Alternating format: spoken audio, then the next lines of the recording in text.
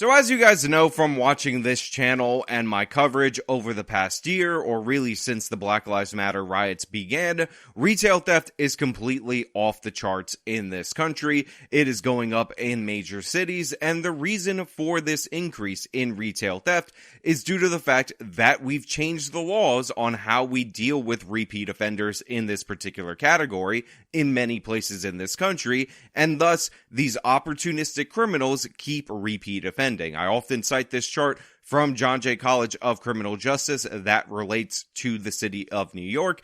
As you can see, we have a dramatic increase in retail theft, 77%. It's up since the Black Lives Matter riots, and this is due in large part to New York State's bail reform law. This law guarantees a same-day automatic release for people who commit certain categories of crime. This includes retail thieves, and we've seen similar policies be implemented around the country, or policies that have a similar effect, which is one of the reasons why we're seeing an outsized increase in retail theft in other states or in other major cities, but some states are relatively the same or actually have crime in this category going down. If you didn't change your laws, chances are you didn't see the change in crime. It's really very simple when you think about it, but what people don't realize is that not only does this allow your petty repeat offender, your petty shoplifter, to get off without any consequences, but it opens the door for organized retail theft. If there are no consequences for a crime, and there's a ton of money to be made in that particular category, unsurprisingly, people will start to organize, have sophisticated operations,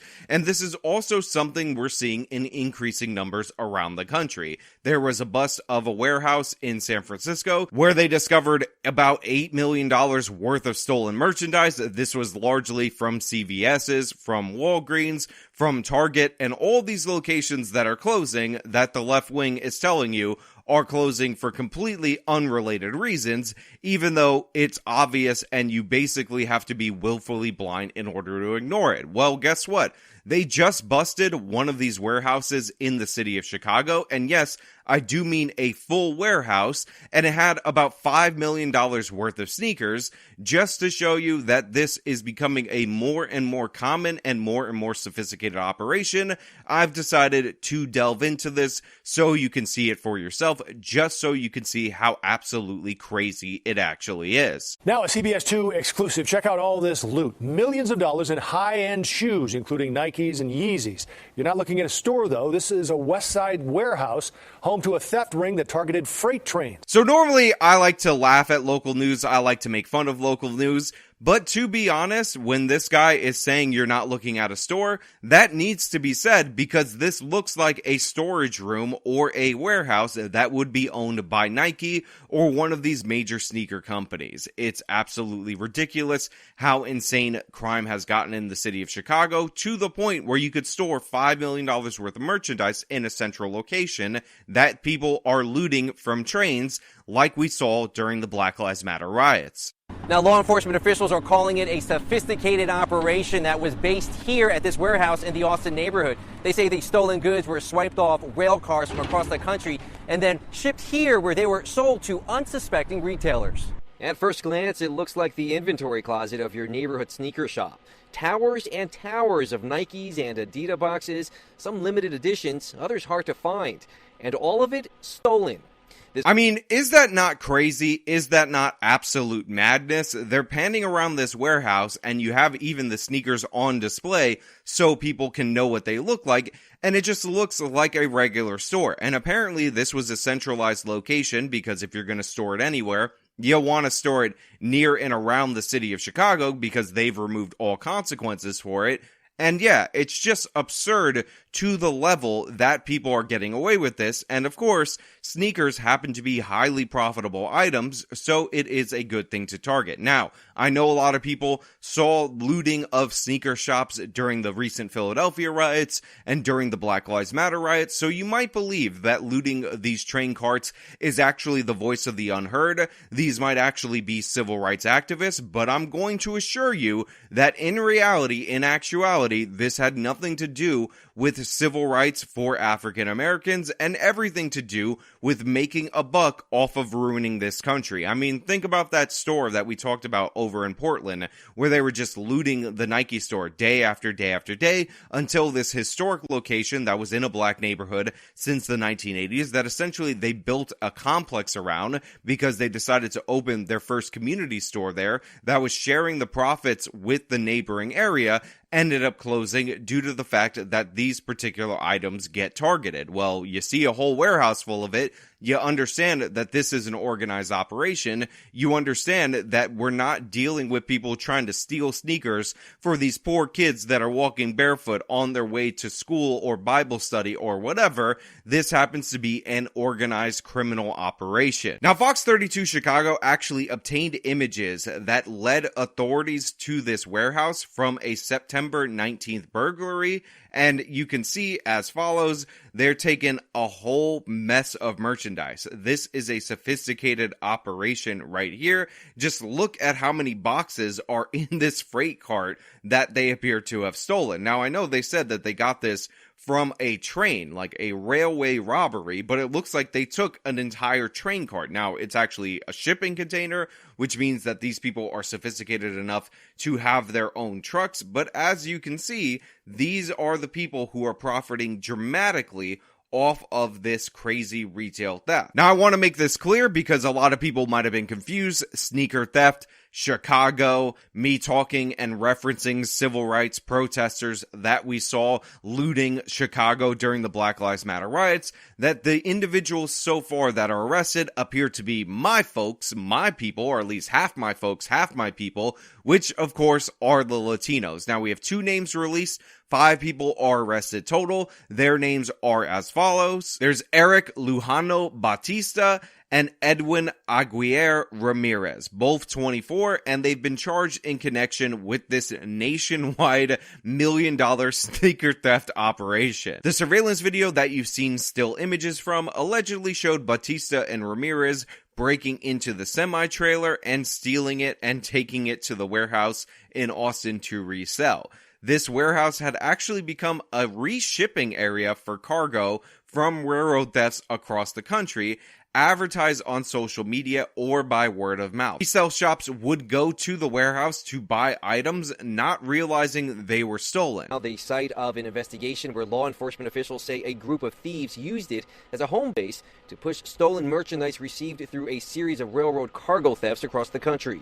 Whether it be Nike products or UGG products, Adidas, Supreme, a lot of massive amounts of property, probably close to $5 million in merchandise. Now look, I'm going to say that this is probably likely, maybe true for some percentage of the people who are going to this warehouse. I mean, it's so much merchandise on display like it's a regular store that it actually makes a lot of sense for people to go there and not possibly imagine that this whole warehouse with $5 billion worth of product is actually stolen merchandise. However, and I do mean how and then ever, even though I can understand how some people would be fooled, because again, it looks like a legit warehouse, the display looks pretty legit, it's organized and all that. The idea that nobody was suspicious of this, the idea that nobody realized that this place was not legit, to me is a bit shocking and a bit surprising, and honestly and genuinely, I don't believe it. But the thing is, criminality has taken such a root in this country, such a root in major metropolitan areas that are run by Democrats, that I believe that most people who were reselling the products that were there didn't care about their origin. They found a discount price. They didn't bother to even wonder why a 24-year-old, or actually 2 24-year-olds, were at the head of this operation, and they just took advantage of the system, because one of the things that we've been seeing in this country is an absolute embrace of lawlessness, and this to me is pictured perfectly by this operation. The fact of the matter is, if you're hearing about a resale operation on social media, if they're being advertised by word of mouth to only specifically resale shops, and they have brand new, untouched, limited edition merchandise, this should set off some red flags. This should have led to some reporting, but guess what? not a single person reported this. They messed up by getting caught stealing a specific thing. Now, for those of you who want to dismiss the idea that this is due to left-wing cities or left-wing states or bad state laws, bad city laws, or bad left-wing district attorneys, I want to point out, even though this is described as a nationwide issue, apparently one of the areas that they targeted a lot for these railway thefts was actually Memphis, Tennessee. And as we know, Memphis, Tennessee, majority black area in the state of Tennessee. They have one of those crappy prosecutors. We've done stories about how crime has spiked out of control in that area, and they're not doing anything about it. And guess what? Of all the cities in all the countries that you could tie to this retail theft operation, it turns out one of the hot spots that they utilize, as outlined by the article that I'm citing as a source, was in fact Memphis, Tennessee. So they would commit the robbery over there, they would relabel the products, ship the products to this warehouse, just so you guys can understand that this is a nationwide, or at least a crossing state lines kind of operation. Now, whenever you have an organized crime operation, and of course, we do have the Latino names, this leads me to believe that there is a potential, at least, for some gang involvement. I don't think that's out of line. I apologize to my Latino people for casting that aspersion on you, but in reality, in actuality, there are criminal elements within any particular group, and gang activity is something that is prominent in certain sections of Latin America, or Latinos in the United States of America, even though it's also true in Latin America, but we're not talking about that Latin America. Let me correct the record on that. And especially when you factor in that we're talking about the city of Chicago, which has a severe gang problem. And it's not just black gangs in the city of Chicago. The Latin gangs are also quite prominent in that area. So to me, I would not be surprised if later on throughout the course of this investigation, we find a network of criminality that is based in one of the gangs that is located in both Tennessee and both in the city of Chicago, or a gang that has a more nationwide presence. Now, by the way, I do want to point out, in order to be clear to you guys out there in the audience, that even though I correlate this to retail theft, and I liken this to a situation in San Francisco where most of the goods in that particular warehouse were from thefts that occurred at the store level, that this actually goes into a different category because it's actually cargo theft, because it's not at stores at the point of sale at the time that it was stolen. And in this country, unsurprisingly, since the Black Lives Matter riots, cargo theft is also up 63%. Now, I know a lot of people love to manipulate statistics related to retail theft,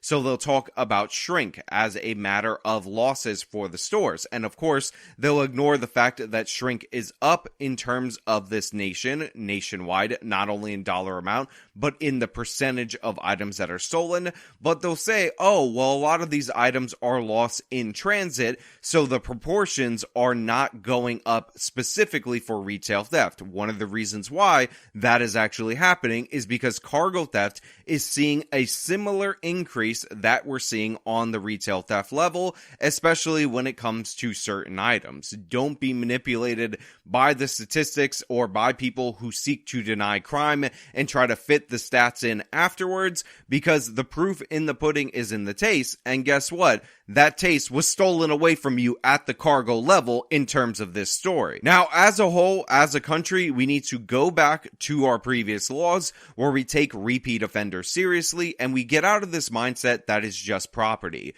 First and foremost, the foundation of any sane and prosperous society is the protection of private property rights. If you want to prosper, I don't care what level that you're at, you need those protections to be in force. This all has an impact. It impacts each and every one of us. And if you don't believe that when you have $5 million worth of merchandise being stored in these criminal warehouses, that money not only attracts criminals, organized crime, gangs, etc., but also attracts violence, then you best believe you're definitely wrong, and we will eventually see the violence being portrayed in the media related to these theft rings if it hasn't already occurred already. A lot of times these are dangerous people. They're moving into the criminal industry that seems more advantageous to them, and right now we've made retail theft and cargo theft that category of crime that is attractive to these criminals. So we got to change the laws. We got to fight back against it. We got to prosecute it seriously. It's getting completely out of hand. And how many multi-million-dollar busts of warehouses worth of stuff do we need to see before we realize that we got a problem on our hands? To me, one was enough, but it happens over and over and over again. You just don't see it in your national media. It's a blip and you're meant to ignore it. But hey, that's why I'm here. Now, I want to know what you guys think down in the comments below. If you like the video, you show me by leaving a like, subscribe for more content, follow me on my social media, support me via the support links in the description of this video. This has been me talking about a $5 million warehouse bust in Chicago. Till next time.